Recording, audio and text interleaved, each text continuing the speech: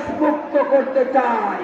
আমরা ইতিমধ্যে খবর পাচ্ছি বিভিন্ন শিক্ষা প্রতিষ্ঠানে আগের মতো নাকি কমিটির সভাপতি কিনা বেচা হচ্ছে, এগুলো রুখে দিতে হবে। আগামী দিনে সন্ত্রাস মুক্ত যশোর করার জন্য আপনারা কি প্রস্তুত আছেন? দিল্লি না ঢাকা, দিল্লি না ঢাকা। যশোর জেলার পক্ষ থেকে বদরাম আমিরের জামাতকে আমরা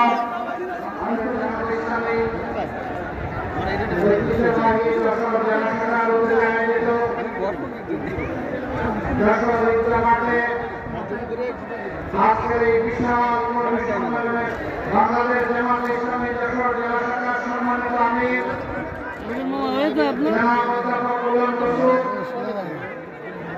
বিশেষ অতিথি বাংলাদেশ জামাত ইসলামী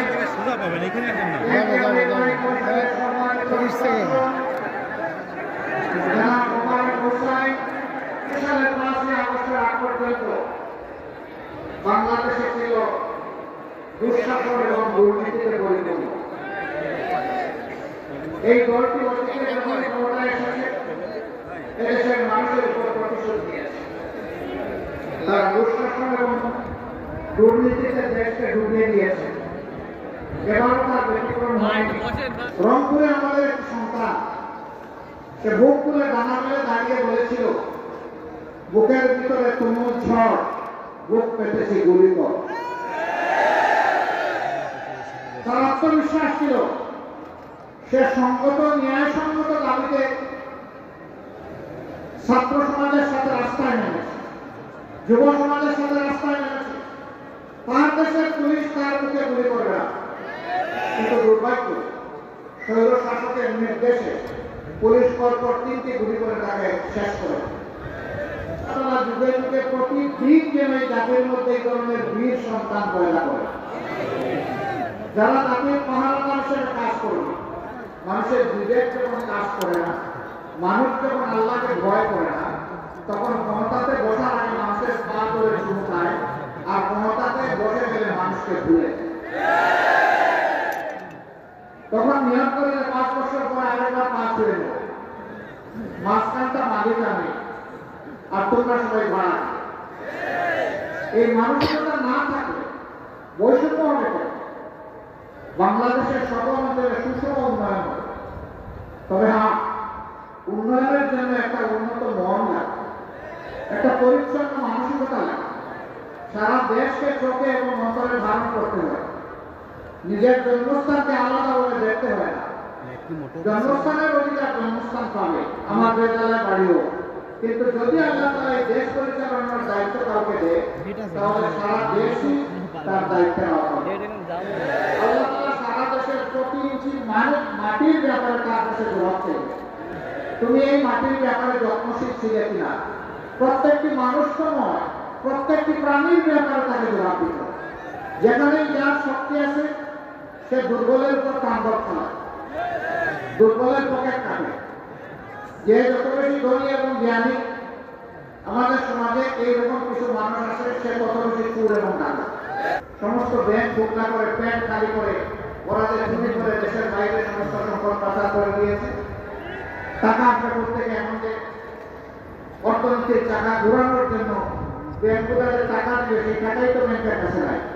বর্তমান অন্তর্বর্তীকালীন সরকার দেশের যে বৈদেশিক মুদ্রার যে রিজার্ভ, সেটাকে যেমন বাড়িয়েছে, ব্যাংক সেক্টর আস্তে আস্তে সফল করতে যাচ্ছে। কিন্তু জাতির প্রত্যাশা অনেক বেশি। আমরা চাই আরো স্পিডি হোক, আরো গতিশীল হোক অর্থনীতি।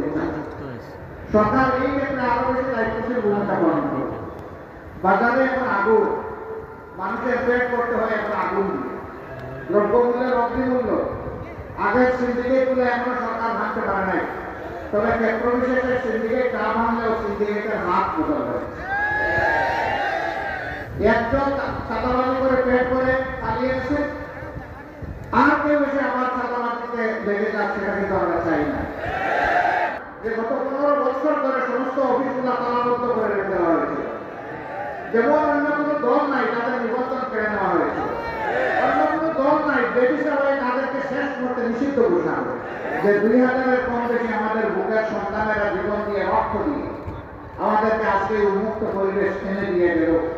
তাদের রক্তের প্রতি আমরা যেন বেইমানি না করি, আমরা যেন বিশ্বাসঘাতকতা গাদ্দারি না করি।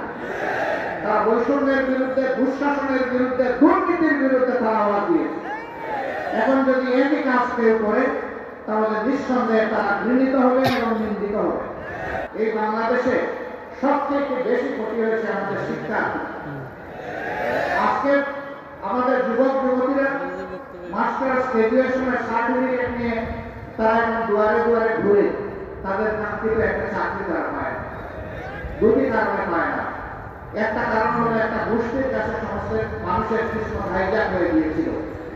এই গোষ্ঠী বাংলাদেশকে তাদের জমিদারি মনে করত।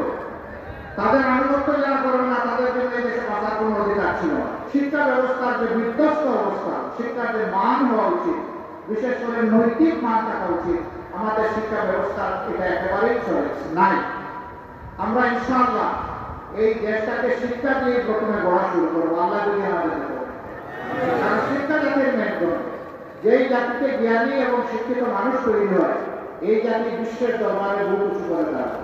আর যেই জাতিতে জ্ঞানী এবং শিক্ষিত মানুষ থাকে না এই জাতির সবসময় বিশৃঙ্খলা এবং বিপর্যয়ের মধ্যে পড়ে থাকে। আমরা আমাদের জাতিকে আর বিশৃঙ্খলায় ফেলতে দিব না কাউকে ইনশাআল্লাহ। আমরা এমন শিক্ষা উপহার দিতে চাই যে আমাদের সন্তানেরা শিক্ষার পাঠ থেকে যখন বের হবে সাথে একটা সার্টিফিকেট নিয়ে শুধু বের করে না, সাথে একটা কাজ নিয়েও বের হবে ইনশাআল্লাহ। বাংলাদেশ জামাত ইসলামী এমন একটা রাষ্ট্রের স্বপ্ন দেখে যেই রাষ্ট্রে আকাশ এবং পাতালের ব্যবধান থাকবে না নাগরিকদের মাধ্যমে। কেউ গাছতলায় আর কেউ বৃষ্তলায়, এটা হবে না অবস্থা। একটা সামঞ্জস্য থাকবে, সমতা নয় ভারসাম্য থাকবে ইনশাআল্লাহ। অধিকারের জন্য হাহাকার করতে হবে না। বিচার বিভাগকে মেরুদণ্ড সোজা করে দেওয়া হবে যাতে সেই বিচার বিভাগ রাষ্ট্রের প্রেসিডেন্টকেও দ্বিতীয় কোনো চোখে না দেখে, একই চোখে না হবে। আরেকটা বিভাজন লাগায় সংখ্যাগুরু সংখ্যালঘু। কিসের সংখ্যাগুরু সংখ্যালঘু? এই দেশে আল্লাহ যাদেরকে পয়দা করেছে তাদের সকলে এই দেশের গর্বিত নাগরিক। সকলের অধিকার, সাংবিধানিক অধিকার সমান। এখানে সংখ্যাগুরু সংখ্যালঘু কিসে? ধর্ম বর্ণ মিলেমিশে আমরা এই দেশে বসবাস করবো। আল্লাহর কাছে যার যার জবাবদিহি তার তার। সুতরাং এইখানে ধর্ম নিয়ে একটু বাড়াবাড়ি এবং বিভাজন বিভক্তি চলবে না।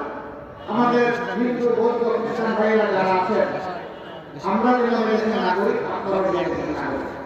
আর যদি কেউ আপনাদেরকে মাইনরিটি বলে তাহলে আপনারা মুখের উপর চিৎকার দিয়ে বলবেন আমরা মাইনরিটি নই, মেজরিটি নই, সমানাধিকারের ভিত্তিতে এই দেশের নাগরিক। আমরা এমনি একটি বাংলাদেশ চাই যে দেশে সাদাবাজদের কোনো অস্তিত্ব থাকবে না, সকলকারদের অস্তিত্ব থাকবে না, কোর্ট কাছারি আদালত কোথাও ঘুষ চলবে না।